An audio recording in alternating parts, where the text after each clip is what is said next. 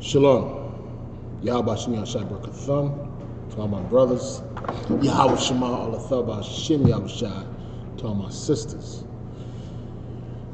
We are the Israelite School of Universal Practical Knowledge. Started out of 1 West 125th Street, Harlem, New York.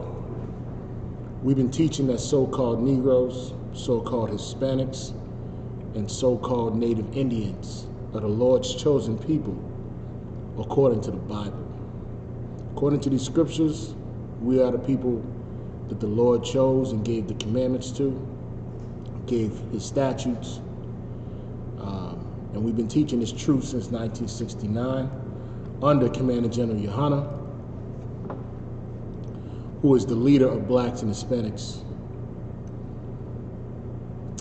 And today is the Brotherhood class. I haven't done this class in a while. Today I kind of want to touch up on the rich and the poor of Israel. And before we even get to that, I want to know any questions in class. Let's get those questions out the way. Any questions online? Let's start with that first, and then we'll get right to it.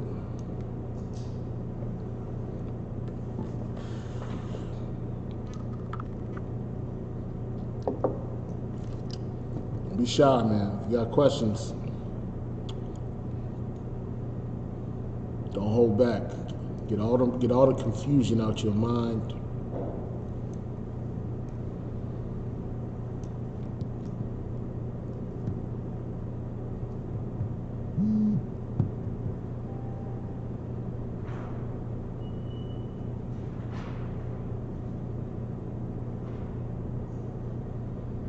Give it another minute. Any questions?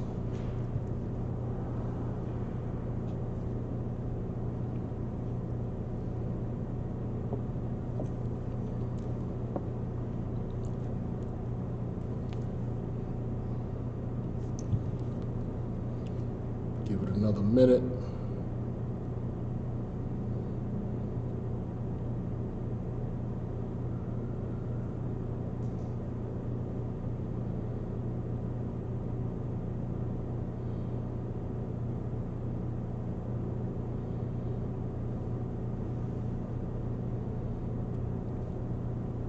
Questions. No questions so far, sir.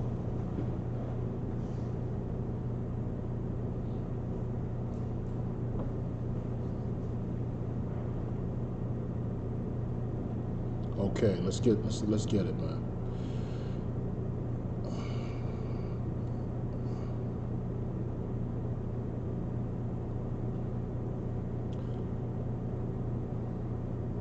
All right, so first let's start off with this, right? First, you know, the UPK and all the priests and prophets of the Lord, we give our condolences to Kobe Bryant and the tragedy that happened with with him and his daughter and those people on the plane. But at the same time, the condolences that we give to Kobe Bryant is the same condolences that we give to every black and Hispanic man that falls in the hands of the Lord. And what we got to understand is that, you know, we got to understand that it is a sin to be a respecter of persons. You know what I'm saying? You know, the challenge that the men in the UPK face and the priests and the prophets face is that our job is to work with sinners, as we were once sinners in the world, unless you were born in this truth. And the difficulty behind that is to see, is to watch brothers and sisters, you know, being killed and dying all around you. And what's so important about this foundation that the Lord put together, what's so important about the foundation that the Lord put together, putting together brothers and sisters from all the tribes in this school,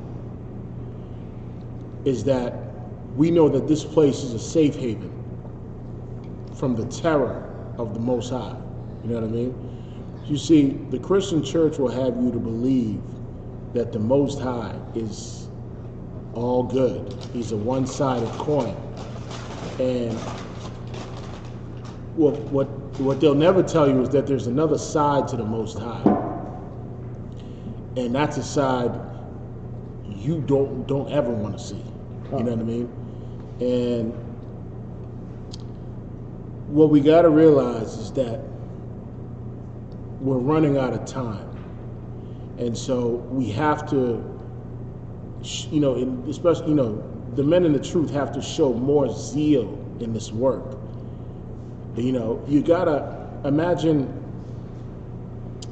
I'll give you an example. Imagine if you have a deadline to complete something, right? You know you're being clocked, right? You know that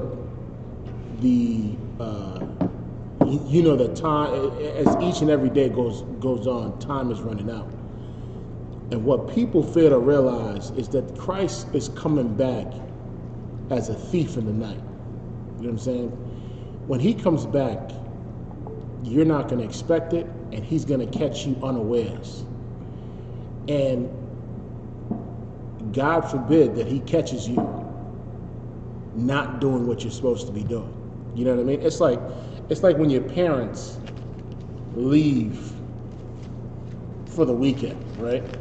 Now your parents are thousands of miles away. They took a weekend vacation. So what's the first thing you do as a teenager? You call everybody to the house, right? Your parents, before they left, they gave you rules, right? No parties. Make sure you're home at this time. No drinking, no smoking in the house, no doing any of that, right? But once they leave, you figure, well, they're not here, so I could do all the reveling that I want to do and then clean it up before they come back. Here's the difference between your parents and the Most High, is that the Most High sees all the dark secrets. You know what I mean? The things that you do behind closed doors, he knows. So who are we to understand the mind of the Most High when he puts a hit on somebody? You know what I mean? So we all got to come to one understanding when it comes to wisdom and knowledge. The only way that you can acquire this treasure that we call wisdom and knowledge is through fear of the Most High. And so, be easy. And so, Rock, pull up, let me get this real quick. Rock, give me Proverbs 1 and 7, right? Everybody professes to be a scholar, right? Everybody professes to be intelligent, and it's self-titled for the most part. A lot of these nuts out there that will spew doctrines of devils and will,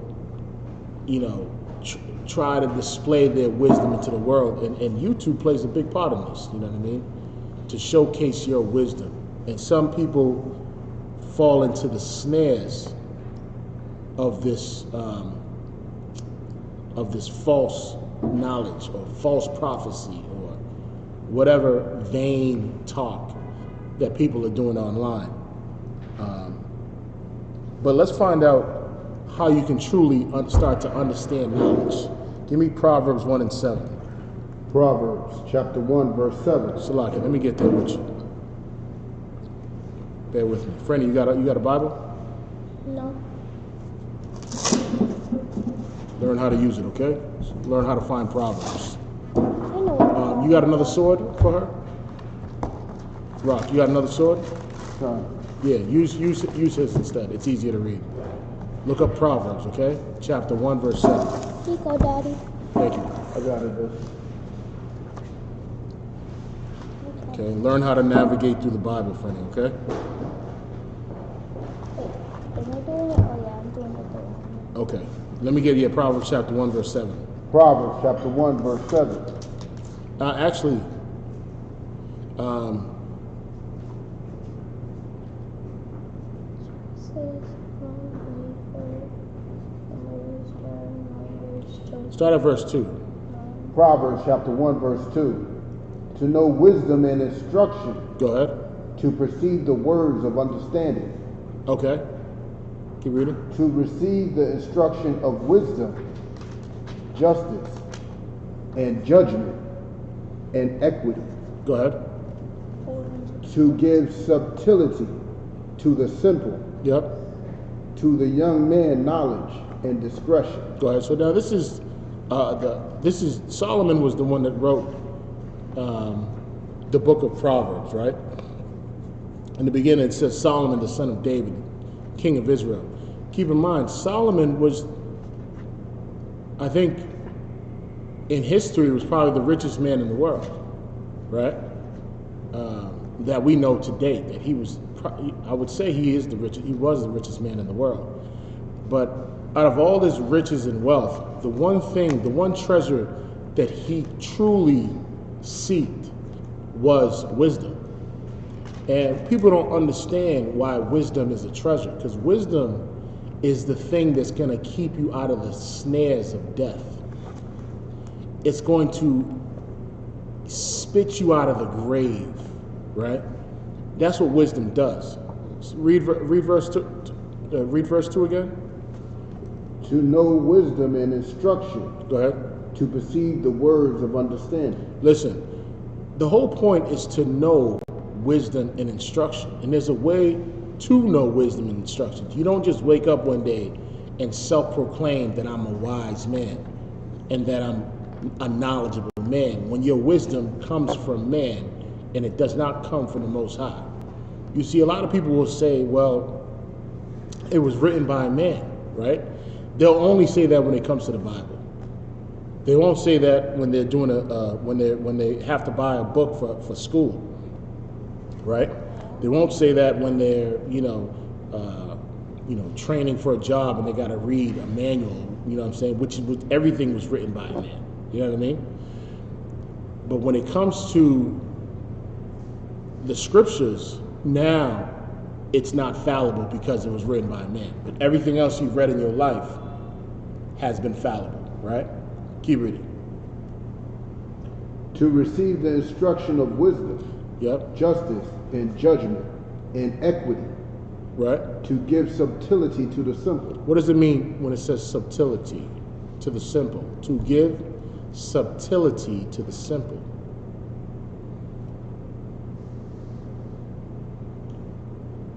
Looking it up now, sir. Yep.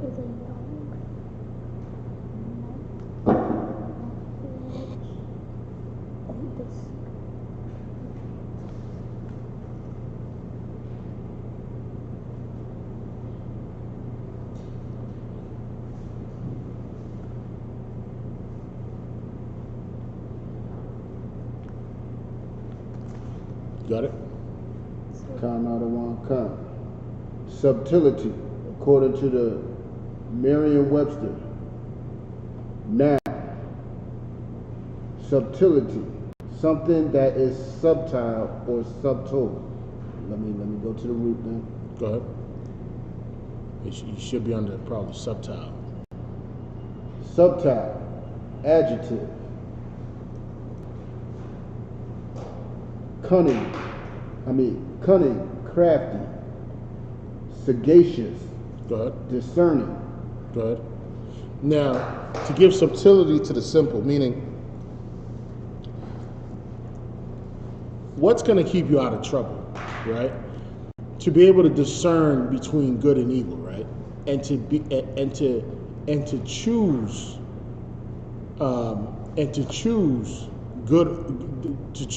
choose to do good in the sight of the Most High than to do evil. See, the law is in place. When you receive the law, you're able to discern between good and evil. When you meditate on thy precepts, on the Lord's precepts, You're able to discern between good and evil. Any other definitions on that? That's it, sir. Okay, right? And at the same time, you got a question? Go ahead. So if it's fertility, then it has to be a man. Huh? Then it has to be a young man. That. Well, we're gonna keep reading. Keep reading, bro.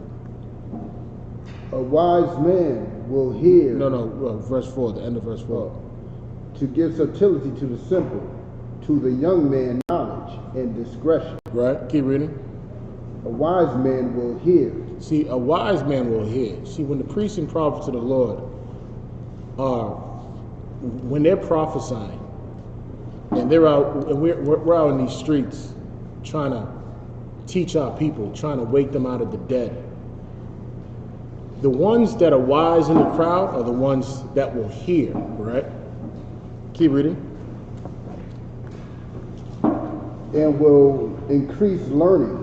And will increase learning. I always tell people all the time, especially women, you can never learn until you learn how to keep your mouth shut. You know what I mean? Like, in this business, you have to have what they call discretion. What does the word discretion mean?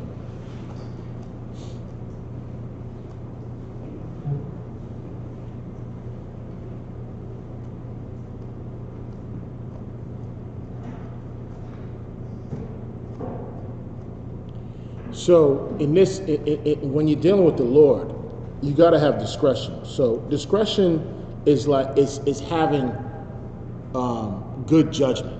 You know what I'm saying? Being able to discern between good and evil. That's what discretion is. You know what I'm saying? And so he'll give knowledge to the young, and he'll give them discretion as well, right? The Lord will give you the ability to be able to judge between good and evil. In that way, in that sense, you're able to not fall into a pit or walk into a snare and have everything around you be what they would be like a gin or a trap, right? Everything around you would be is like a trap. It's like, I'll give you an example, right? If I was like, hey, yo, Rock, let's go to this crack house real quick, right? Or let's go to the strip club. Or let's take a ride, right?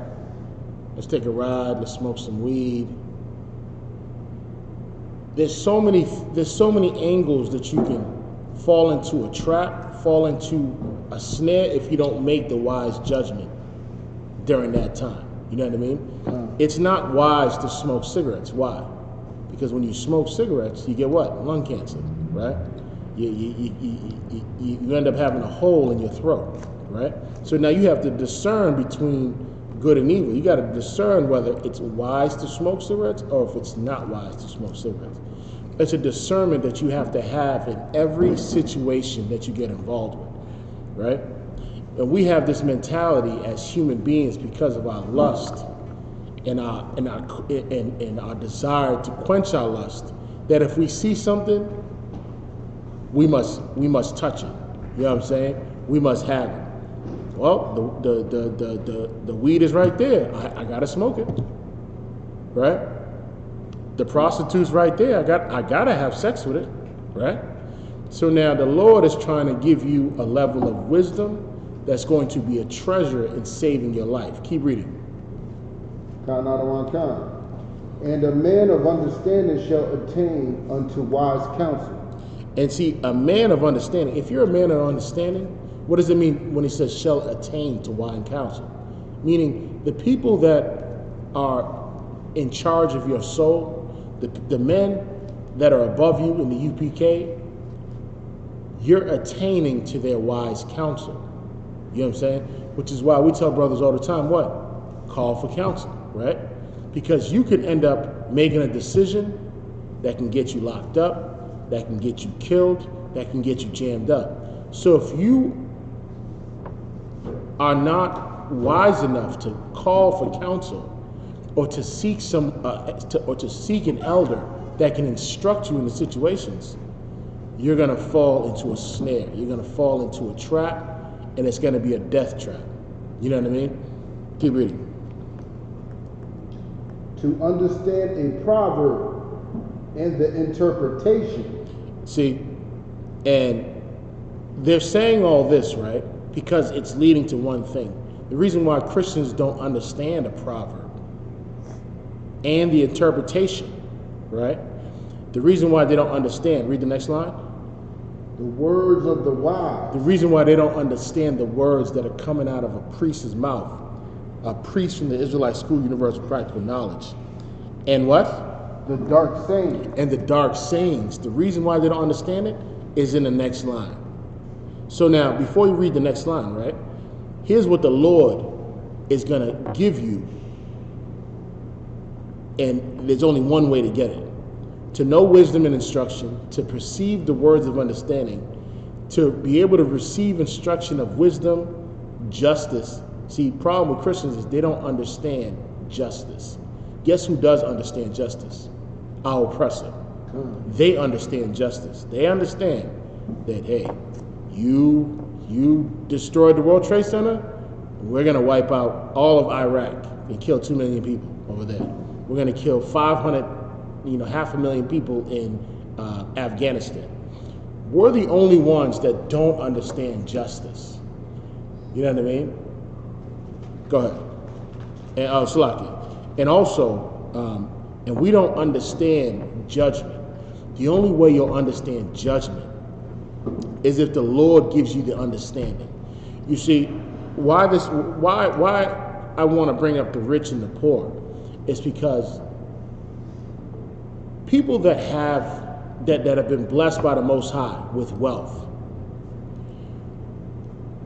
what they don't realize is that because they don't know the laws of the Most High, because they don't keep the laws of the Most High, they can never come to understand judgment.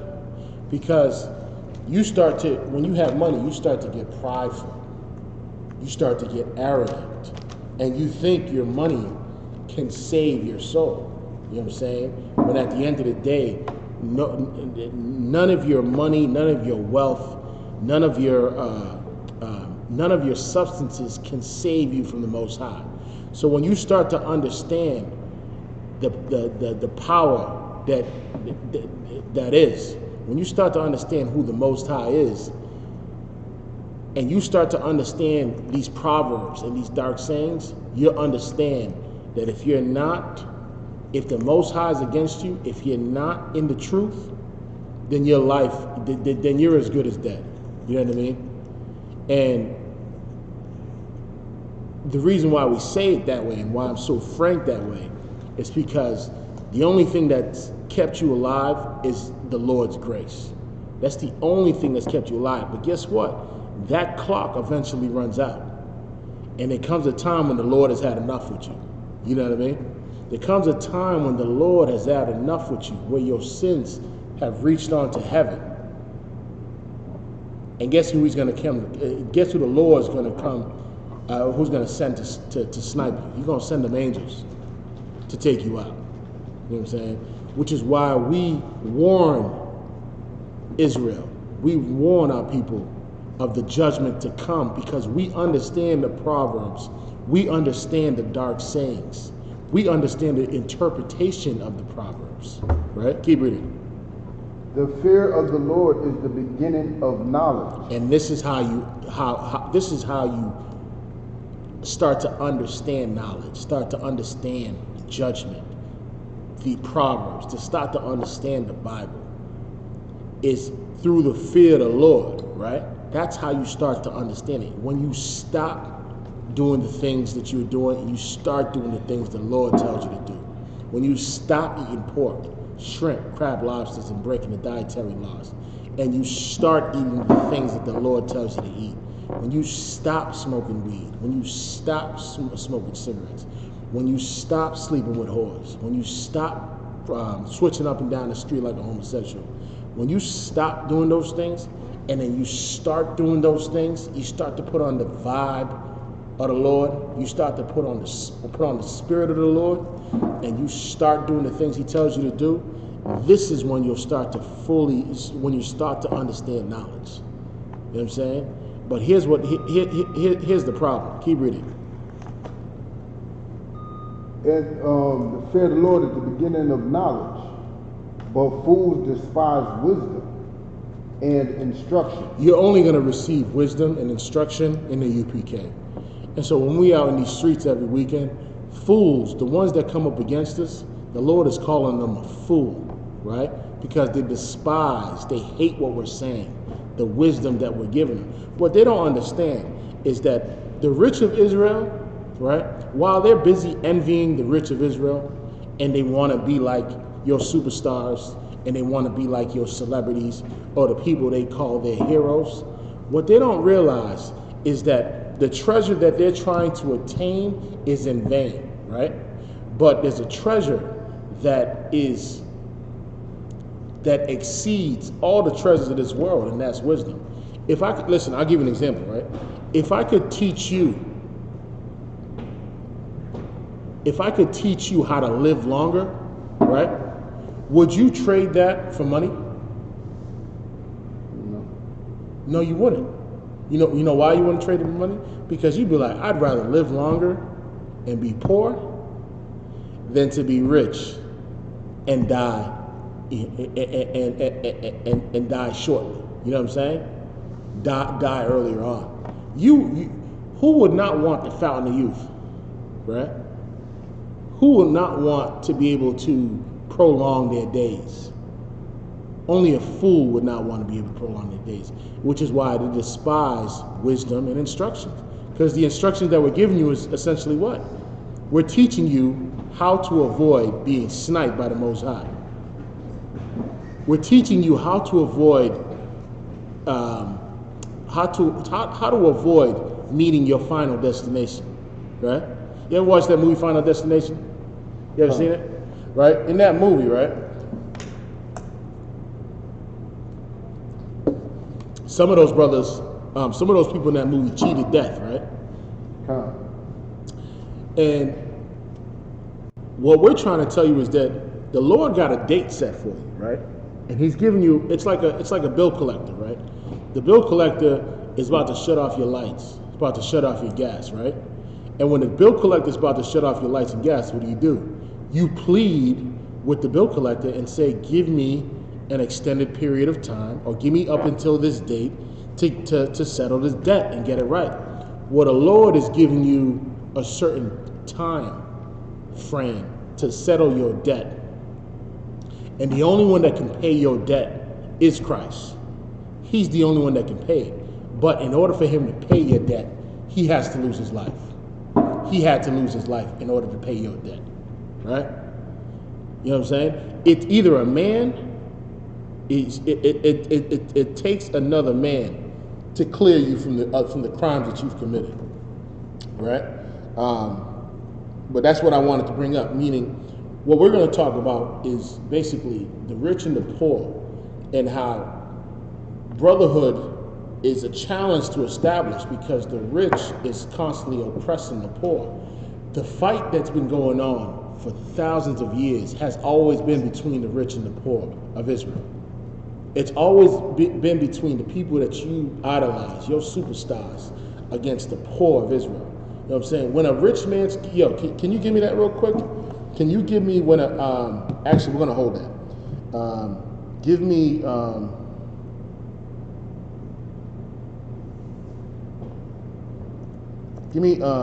Ecclesiasticus.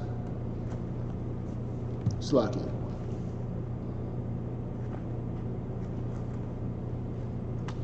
Give me Ecclesiasticus chapter 1, verse 21. You're not Freddie, you don't have it in that book. Ecclesiasticus. You don't have it. So 1 and 21? Yeah. Ecclesiasticus chapter 1, verse 21. Let me get there with you. Isn't this Go ahead. Ecclesiasticus? The fear of the Lord driveth away sins. Let me tell you something, right? Christians will always tell you, right? You can never be perfect, right? You're always going to sin, right? You can't be sinless. You can never be perfect. right? And the reason why they believe that they can never be perfect is because their puppet master, their preacher, is telling them that we've all sinned and come short of the glory of God, right? Which is true. We all have sinned and come short of the glory of God, right? So they'll use certain scriptures to say, it doesn't matter what you do, the Lord is going to love you regardless, as long as you come to my church and pay your tithes, right? Now, when members leave the church, how do they look at those members? They look at those members like they're going to hell. like if you leave this cult, the Lord is no longer with you, right? And what we got to understand is that the only way we can drive away the lust of smoking weed, of smoking, of being a drunkard, of, the lust of, or the desire to kill your brother, right? The hatred that you have in your heart. Hate is a sin, right? When you hate your brother, that's a sin, right? Or selling drugs, the spirit of witchcraft, of selling drugs, right? The only way we can drive that away is by, read that one more time. The fear of the Lord is by the fear of the Lord. Read that one more time. The fear of the Lord driveth away sins. And that's what drives away sins. When you start to fear the Lord. See, Captain Cobb brought up something to my attention about Little Boosie and how, do you remember that story? I seen it, didn't read it. So I guess Little Boosie decided to give the Most High the middle finger and eat pork, right? Mm-hmm. And I think that's what he said, right? Because the one thing about Christianity is that it does not teach you how to fear the Lord, right? That's not a prerequisite to be a Christian in what we call, your modern day Christians today. The prerequisite is not to fear the Lord. But what is the prerequisites to be a Christian? I said it last week. What is the hocus pocus, the magic words that they have to say for them to be a Christian? They accept Caesar Borgia as their Lord and Savior. They accept Caesar Borgia as their Lord and Savior, right? If thou shalt what? Confess with thy mouth and believe in thy heart that Jesus is Lord and Savior, thou shalt be saved. All they have to do is say those magic words, and guess what? Once saved, always saved. The once saved, always saved doctrine comes from the Southern Baptist Church. That whole once saved, always saved spiel. So now, because I said these magic words, and because some child molesting preacher dipped me in water, now what? Now I'm saved. I'm clean now, and you have no conscience of the kind of power that the Most High is. You have no conscience in your mind the judgment to come for disobeying the Most High. Right? Read that one more time. Count not one count. Go ahead. The fear of the Lord driveth away sin. Go ahead. And where it is present, it turneth away wrath. Listen, if the fear of the Most High is not present in your life, guess what's coming? The Lord's wrath is coming when it's not present in your life. That's what it's saying. And the problem is that when you start to see the tragedies that happen to celebrities, or the tragedies that happen to brothers and sisters all around you in the world, it's because the fear of the Lord was not present. It's because right before they crashed into a tree, right? They were slapping unlawful food in their mouth. They were celebrating their birthday. They came back from a smoke fest. They just left the strip club. You know what I'm saying? They just left from committing adultery because the fear of the Lord is not present in their life. There's no ounce of fear because, number one, in order for you to know the Most High, right? In order for you to understand the knowledge and the judgment, right? And the equity and justice, you would have to fear the Lord. That's why he said he will teach subtlety to the simple.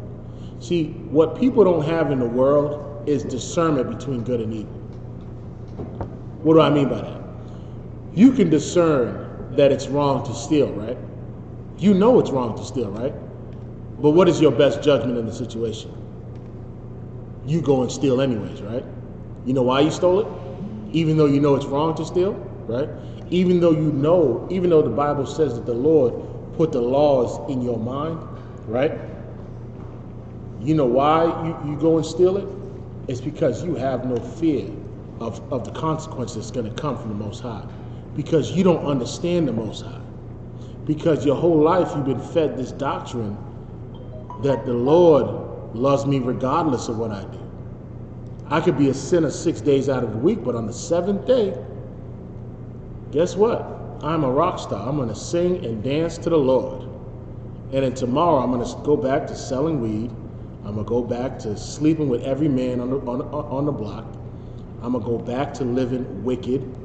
I'm going to go back to setting up Christmas trees in my house and celebrating birthdays. I'm going to go back to doing the things that the Lord has forbidden me to do, right? Give me, Salaki, give me Job, Salaki.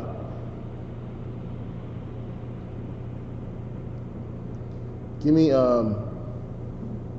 me Ecclesiasticus 11 and 21.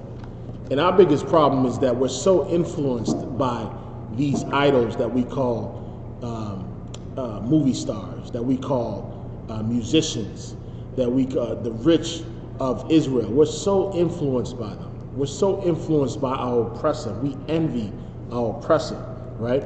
And we look at them and we marvel when we see them. You know what I mean? It's like how do you best describe it? It's like you get chills when you see your idol. You know what I'm saying? Listen, let me tell you something. Let Jay-Z walk down the street right now, right? If Prince was alive, let Prince walk down the street, right? People would faint, right? People would faint on the floor, right? In the 80s, people fainted in Michael Jackson's concerts. They had to bring ambulances to his concerts because people were fainting because they looked at him like they were gods. You know what I'm saying? Which is why when the rich man speaks, everyone listens. Guess what? When the poor man speaks, what do they say? They turn him away. Go ahead. Ecclesiasticus, chapter 11, verse 1. Mm-hmm. Wisdom lifted up the head of him that is of low degree. Slaki, give me, let me get there real quick. Ecclesiasticus 11 and 1. Slaki, let me just get there. Ecclesiasticus 11 verse, start at verse 21. 11 and 21? Yes. Marvel not at the works of sinners. And that's what we do. We marvel at the works of sinners. That's what we do. We marvel at their works. You know what I'm saying? You're a hero because you play basketball. You're a hero because you know how to sing. That's what a hero is. That's what we define heroes as. Has it come to that point that's what we define heroes as, right? Because you know how to entertain, you're a hero, right? We marvel at the works of sinners, right? Keep reading. Count out of one count. But trust in the Lord. He said, marvel not at the works of sinners, but trust in the Lord. Go ahead. And abide in thy labor. Meaning, have faith, brother. That's all it's saying. Have faith.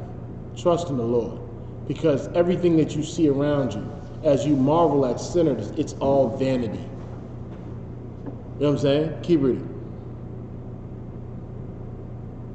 For it is an easy thing in the sight of the Lord of the sudden to make a poor man rich. Let me tell you something, right?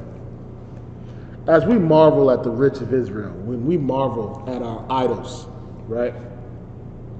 The Lord is saying, abide in thy labor, meaning this. Don't worry about trying to be the next greatest rapper. Don't worry about trying to be the next Will Smith or the next LeBron James. Don't look at their life as if it's something special. Because at the end of the day, in reality, the Lord can bless you with riches, right? And it could be a curse onto you, right? In reality, if you really want to be real with it, a lot of people that are listen, you'll come to understand that a lot of people that have wealth and richness, they envy the poor as well. You know why they envy the poor? Because with all the wealth that you have, you traveled all over the world. You've slept with every woman that you can think of. You've fulfilled the desires of your lust and your fantasies. After a while, you know what happens? You get bored. After a while, you get tired of doing the same thing. Especially after you've done everything, you don't have nothing to strive for anymore. You're no longer interested in women anymore. And guess what you do after that? You go after little boys. That's what you do, right? You're no longer interested in the thrills of life anymore because you've done everything. So now, because you've done everything, you look at poor people in the club and you envy them in a way. You know why? Because they still having fun and you're not having fun, right? You have to walk around with security all day, right? You can't walk around without your bodyguard. You can't just be normal. You got to walk around with your security all day. So don't strive to be like them.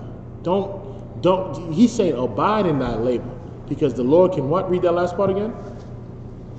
Because, for it is an easy thing in the sight of the Lord on the sudden to make a poor man rich. Meaning this, man. You're looking at your idols, you're looking at these celebrities, you're looking at these superstars, the stars of this world, and you guess where you're working?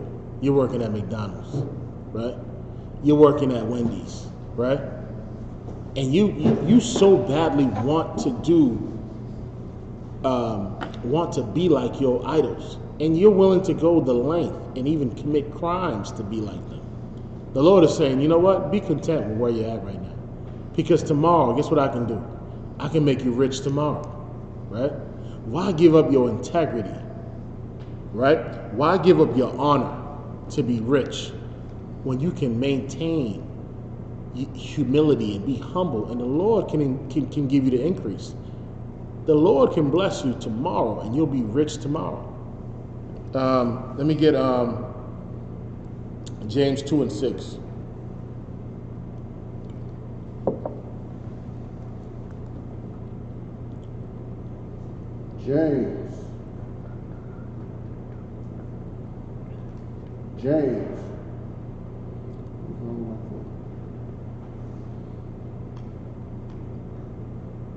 James chapter 2 verse 6. But ye have despised the poor. Start at verse 5. No, start at Start at verse 1. My brethren, have not the faith of our Lord Jesus Christ, the Lord of glory, with respect of person. See, let me tell you something. You respect your celebrities more than you respect someone that you see every day. You've never even met LeBron James, but you're a respecter of persons. When you see him, you praise him when he comes in the room. When he comes in the building, you praise him. But when you see your brother, you hate your brother because you hate yourself, right? But you praise the rich of Israel, right?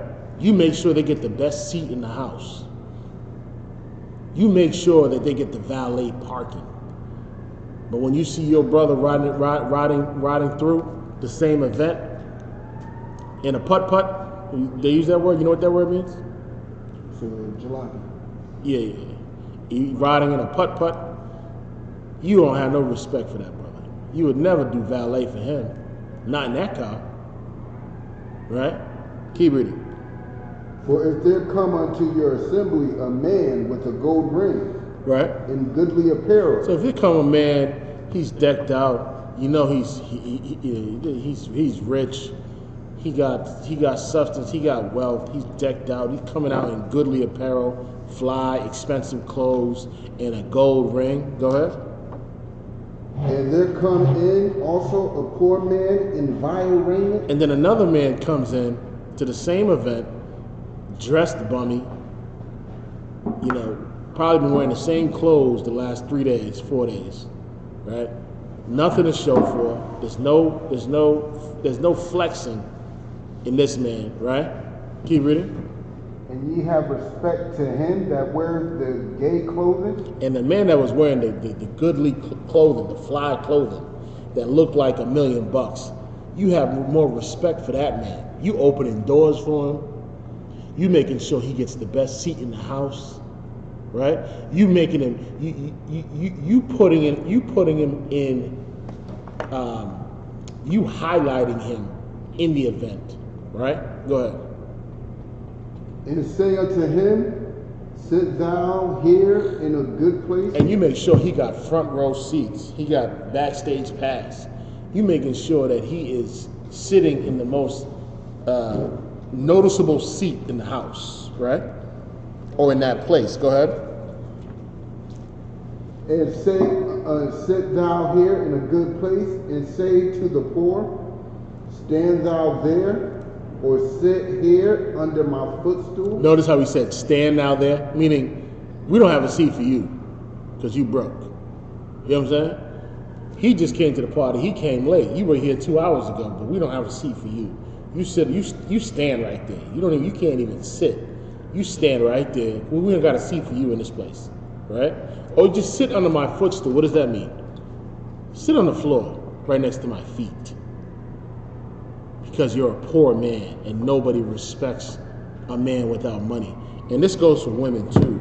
A lot of women make me sick sometimes because you'll notice when the woman switches up when that paycheck comes in. The moment that paycheck comes in, guess what? That dragon is temporarily disabled. You know what I mean? That dragon is temporarily disabled. That dragon is sleeping. Until you're broke again. Guess what happens? That's when the dragon comes back. That's when that fire-breathing dragon comes back, and she's gonna make your life hell. You know what I'm saying? If you don't want hell in your household, always have $1 in your pocket. Always be able to feed the dragon. You know what I'm saying? And that's how disgusting it is, because women don't do that to rich men. You know that, right? They don't do that to rich men. They do that to poor men. Oh, you're no good. You need to get a job. You know what I'm saying? I don't know why I married you. All this mumbo jumbo coming out of their mouth. But when it comes to when they see a rich man, they honor that man. He gets the best seat in the house.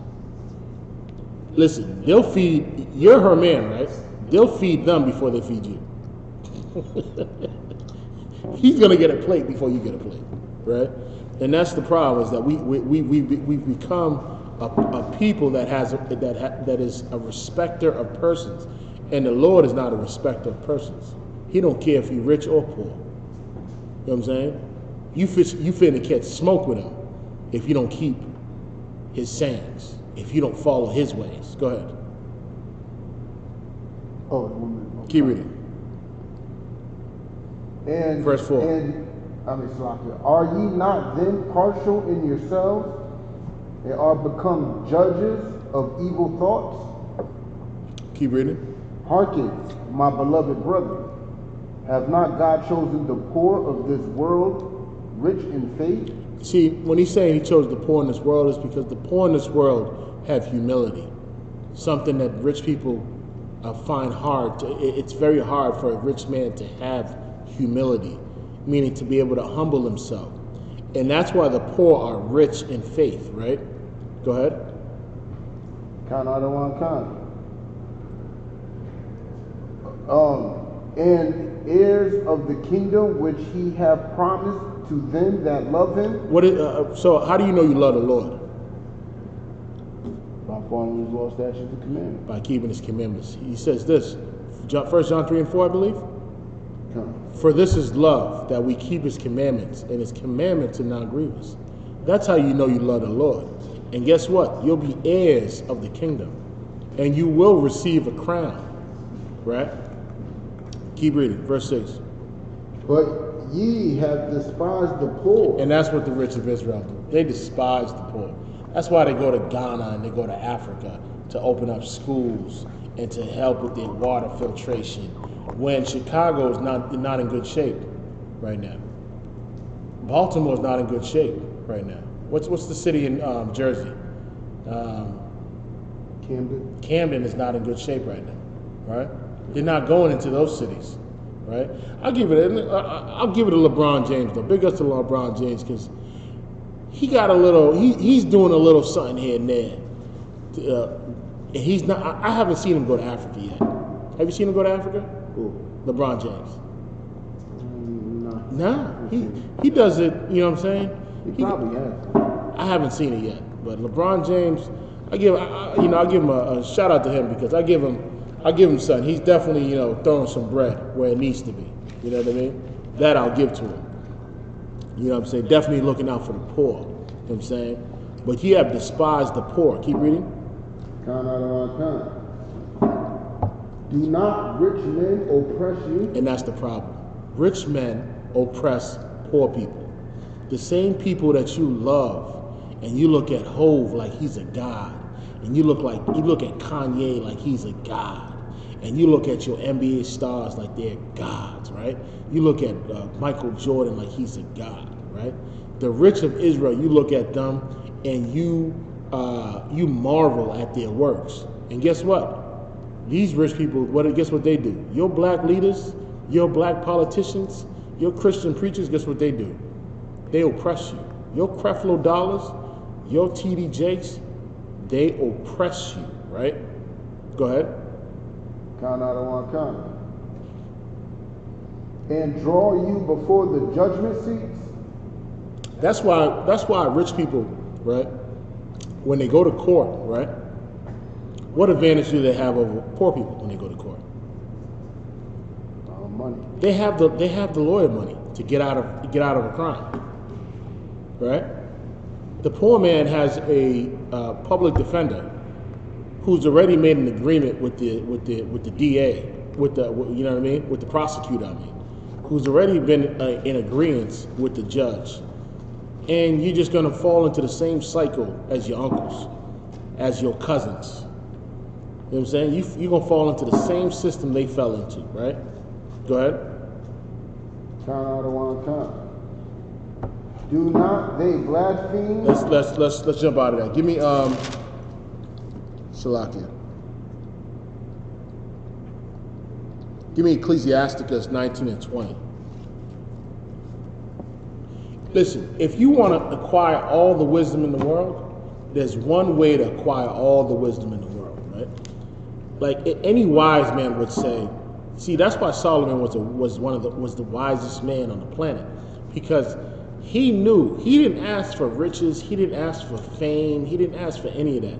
You know what he asked for? He asked for the one thing that people don't count as something that's treasure. People don't count as something that's important. He asked for the one thing that would make him one of the wisest men in the world. He asked for wisdom, right? And there's a way to get all the wisdom of the world, right? Which is what the UPK has. The UPK has all the wisdom that you can think of. And this is the reason why we have it. Go ahead. Count out of one count. The fear of the Lord is all wisdom. That's where all. Listen, let me tell you something. You want all the wisdom in the world? Well, read that one more time. The fear of the Lord is all wisdom. The fear of the Lord is all wisdom. Right? That's where you can get all the wisdom in the world. It's through the fear of the Lord. Any more? Count out of one count. Go ahead. And in all wisdom is the performance of the law. Say it one more time. And in all wisdom is the performance of the law. I thought the Christian church said you don't have to keep the law. And in all wisdom is the performance of the law. You know why the UPK is the home of the truth? Do you know why we say we're the home of the truth? It's because we do what? We perform the law because we fear the Lord, right? Which is why we have all the wisdom, which is why we call ourselves the home of the truth, because we have all the wisdom because we fear the Lord, right? You come up in here, you come up in this body, you're required to change. You ain't gonna be the same old person you were in the world, wicked as hell, living a filthy life, disgusting as hell in this world. You know what I'm saying? Eating your own vomit. You ain't gonna do that. You're gonna come up in here and we're gonna clean you right up. And guess what? We're not giving people baths here. Rock, when you came into the school, did they give you a bath? Nope. They give you a bath, right? Listen, I don't need no grown man giving me a bath. When I was a child, yes. My mother, my father, they can give me baths when I was a little baby. But as a grown man, how are you a grown man, you allow another grown man to give you a bath? Definitely should not. Any more? Count out of one count. And the knowledge of his omnipotency. Omnipotency, right? Let's jump out of that. Give me Ecclesiastes 27:3. And the other thing is, if you really want to protect your child, see my child, she's my child here. My beautiful child is in the building, right? The Lord gave me that child, right? And the Lord can take away that child too. And you know how I can protect my child? You know what I'm saying? No matter what, all the weapons, I can have all the weapons in the world. I can have all the money and the resources in the world, but that's still not going to protect your child from death. You know what I'm saying? The Lord can take away your child, right? But guess how you can protect your child? Let's give me that real quick. Ecclesiastes. Unless a man hold himself diligently in the fear of the Lord. Let me tell you something. Unless you hold yourself diligently. What does the word diligently mean? What does it mean to be diligent? Strong, steadfast.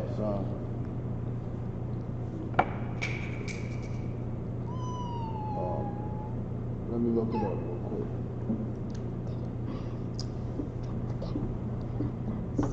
Got it? I'm gonna look it up. Daddy, Got it. can I read next week or tomorrow? I got you. You can read. Hold Yay.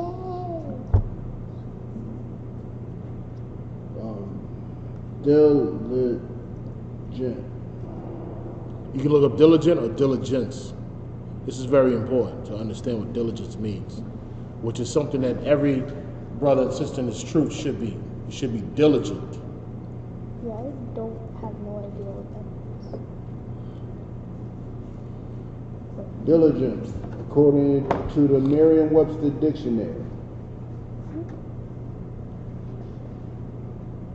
Salaki. You said it. Salaki, just on get my what's the name on screen. You got to look up diligence. Diligent, characterized by steady, earnest, and energetic effort, painstaking. Listen, steady. Say it again. Characterized By steady, right? earnest, energetic effort, painstaking. Meaning this. You said it earlier. You got to put forth effort in fearing the Lord. You have to maintain that fear. Listen, let me tell you something. If you get into a vehicle, right? Who brought this out yesterday? General Hyman brought this out. He said, he gave the statistics on how many people die from planes and how many people die from cars. He said 1 out of every million people that go on a plane die. 1 out of every million planes, there's an accident, right? And 1 out of every 100 cars, there's an accident. It is more dangerous to drive a car than it is to be in a plane, right? So now, when you get into a car, the fear of the Lord should be present. You have to understand that the Lord might just use you as collateral damage to take someone else out, even if you are in the truth. He might say, man, I might want to take out this bus full of Chinese people. I might have to use you as collateral damage to take these people out. You have to understand that you have to be diligent in fearing the Lord. You always have to have that in your conscience to fear the Lord. You always have to have his judgment in your conscience. You always have to have discretion. You see what I'm saying? Read that one more time. Count out of one kind. Unless a man hold himself diligently in the fear of the Lord. Go ahead. Unless you hold yourself diligently in the fear of the Lord, go ahead. His house shall soon be overthrown. Let me tell you something. Your house is going to be overthrown, man. If you don't fear the Lord is going to touch your family. You know what I'm saying? Listen, as a man, you are the anchor between the Lord's wrath, right? You are the one that has to make the grave decision and discern good judgment and have discretion in everything you do. And when you do it with fear and subjection to the Most High. In everything you do. And if you don't do it, and if you don't hold steadfast and diligent in fearing the Lord, well, guess what? The Lord is going to touch your household. Keep reading. Count out of one kind.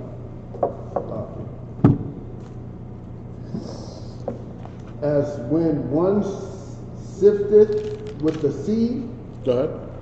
the refuse remaineth. Go ahead. So the filth of man in his talk. That's not what I want. Go ahead. The furnace proveth the potter's vessel. So the trial of man is in his reasoning. Let's jump out of that. Give me Daddy, yeah. can I read on this one?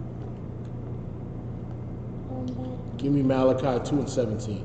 I don't have. Pull it up for her, Rock. Malachi 2 and 17. She wants to read something. I want to read. You gotta read loud.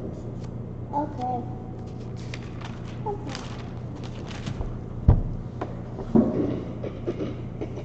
What was it again, sir? Malachi what? 2 and 17.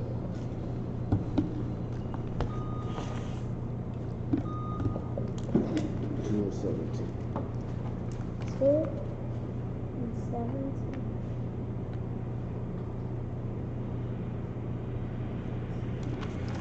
Go ahead. 2 and 17. Go ahead. 2 right there. 17 is over here. Rob, before she gets there, give me Proverbs 14 and 26. Hold that for a minute. 17, okay? Okay. Proverbs, what again, sir? 14 and 26. Proverbs chapter 14, verse 26. In the fear of the Lord is strong confidence. Let me tell you something, right? There's a confidence that the Most High wants you to have, right? He doesn't want you to not to walk around not understanding and not knowing the unknown. He wants you to be well aware that his judgment, that he's not a respecter of persons. So everybody has to watch their step. Every step you take, the Lord is monitoring, right? And you're going to pay for what you do.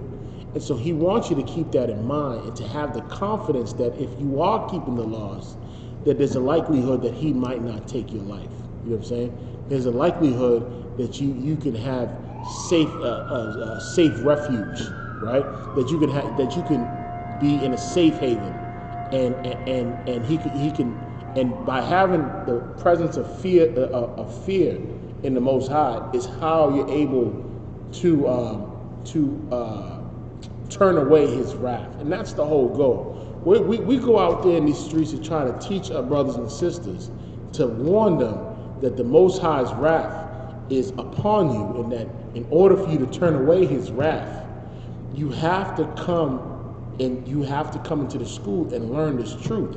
You have to, you have to repent. You have to change you have to change your path in life in order for you to turn away His wrath. And in order for you to safeguard your kids, read it. And his children shall have a place of refuge. And that's the only way your children are going to have a place of refuge. That's the only way you're going to be able to protect your children. Because the Most High, if His wrath is upon your household, your children can be collateral damage in a situation. Go ahead, Freddie. Good. Any more? Yeah, go ahead. The fear of the Lord is a fountain of life. Go ahead. To depart from the snares of death. And that's what it is, man. See, when you fear the Lord, that's how you get that fountain. That's how you come to that. That's how you get the fountain of life. That's how you're able to preserve your life and to avoid the death traps that this world has to offer. There's so many death traps in this world. There's so many wrong steps that you can take that can lead to you losing your soul.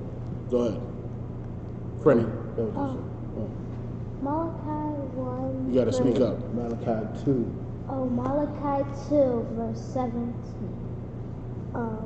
He has worried the Lord with your words. 2 and 17. Oh. That's what you read. Go ahead. Hold on, let me get that real quick. Hold on. Malachi 2 and 17. Go ahead.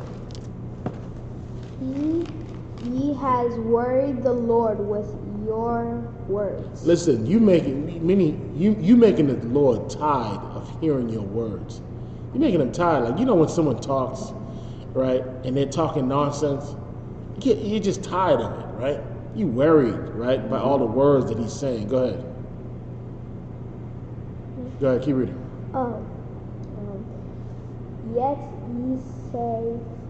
Speak up. Yet ye say, yep. They say, wherein has we worried him? But yet at the same time, you saying, where have I worried him? Like, how am I making the Lord tired from the things that I'm saying? And this is what your preachers do. The things that are coming out their mouth, right? The Lord is tired of it. He doesn't want to hear it, right? Keep reading.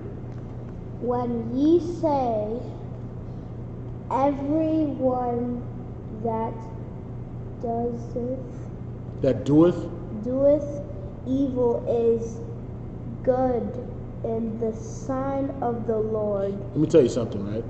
When you say everyone that doeth evil is good in the sight of the Lord, this is your Christian preachers. You are doing evil on a daily basis, right? And what do your preachers say? Guess what? It's all grace, right? Mm-hmm. God is all love, right? No matter what you do, God still loves you.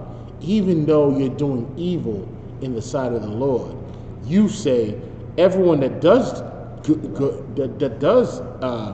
evil is good in the sight of the Lord, meaning it's all good. God still loves you anyways. Don't worry about it, girl. You'll be all right. You know what I mean? God still loves you. You're not perfect, right?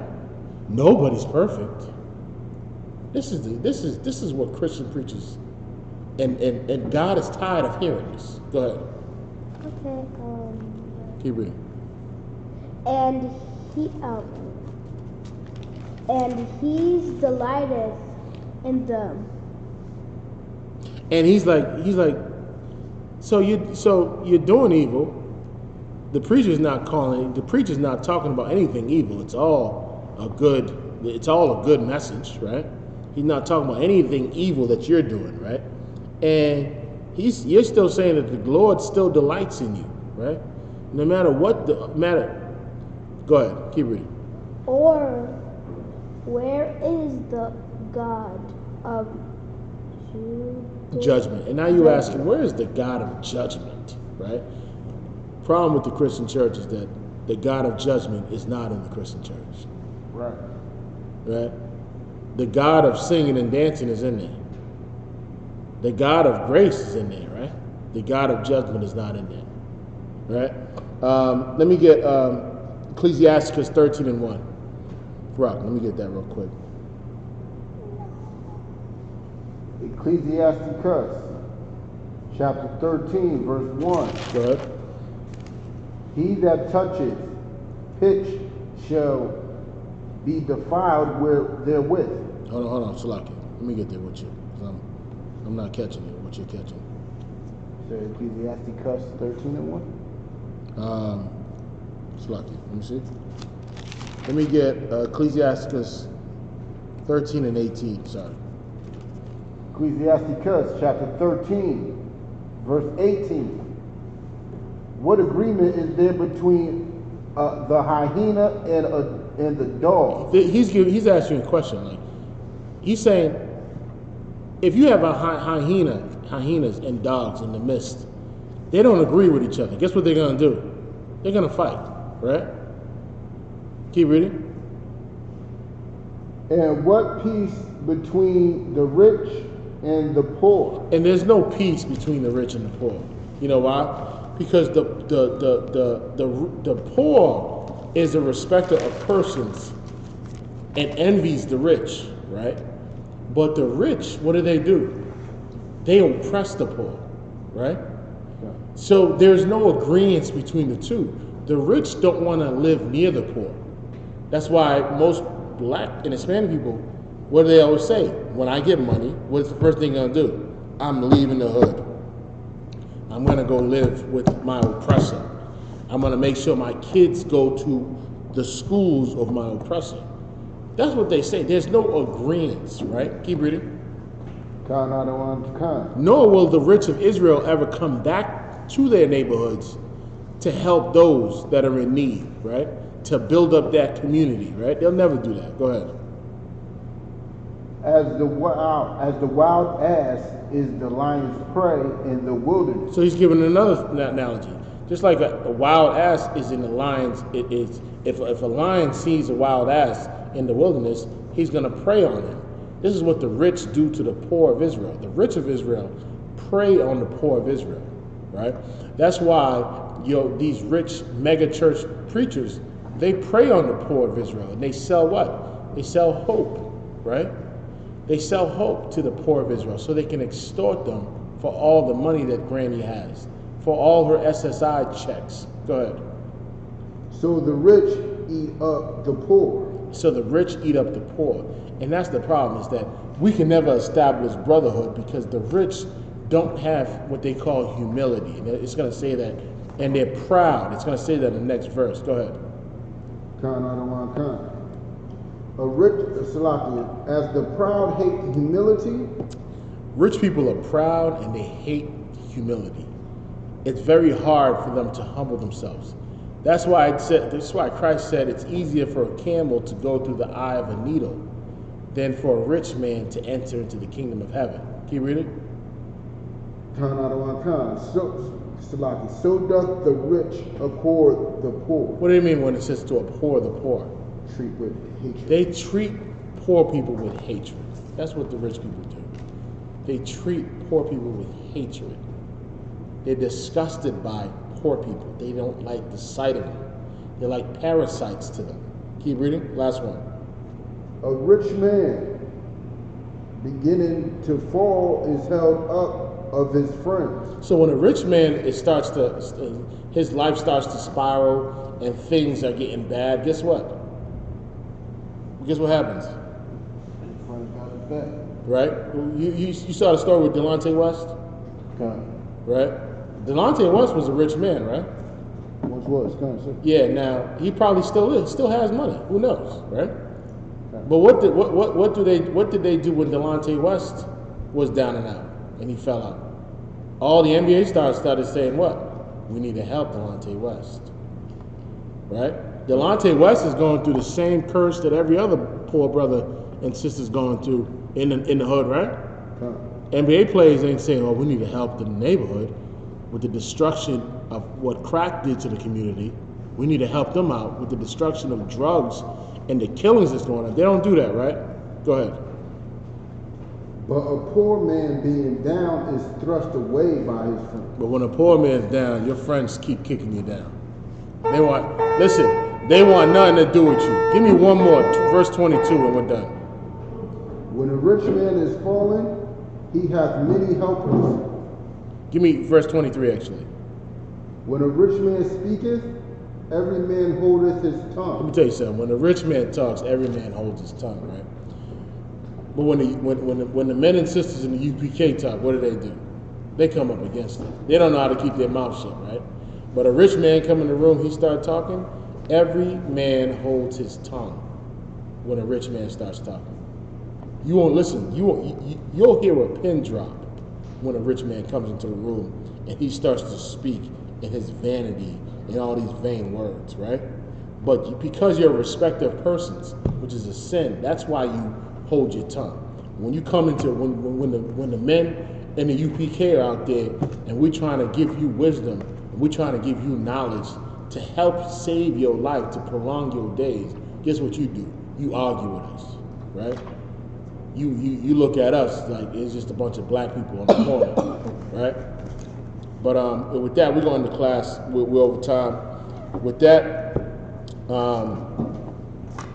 any announcements? I don't think we got time for it, but Passover.